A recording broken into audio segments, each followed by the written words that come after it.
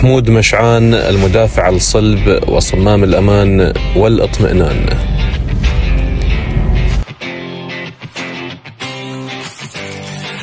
يعتبر اللاعب حمود مشعان واحد من أفضل مدافعي العراق حاليا، وربما الرقم واحد في الدفاع مؤخرا.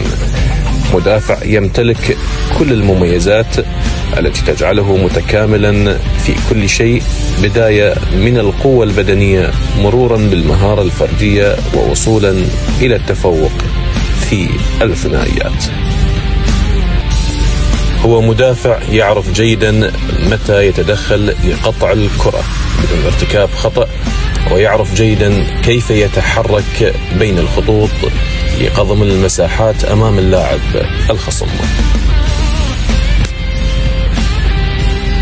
حمود مشعان من المدافعين الذين يحيطون اللاعب الخصم من كل الجهات وينقض عليه لقطع الكرة حتى قبل أن يستلمها منافسه.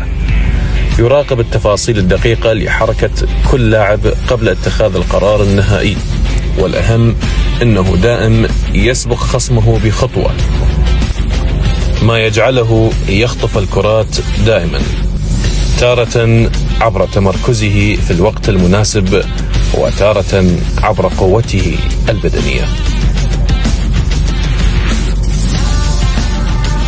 كما كان أيضا اختيار الجماهير التي تحبه وتلقبه بعدة ألقاب، منها المدافع الحديدي وصخرة الدفاع والدباب المقاتل وغيرها العديد من الألقاب. حمود مشعان هو المفتاح السحري للنجاح المزدوج الذي حققه فريق القوى الجوية خلال هذا الموسم.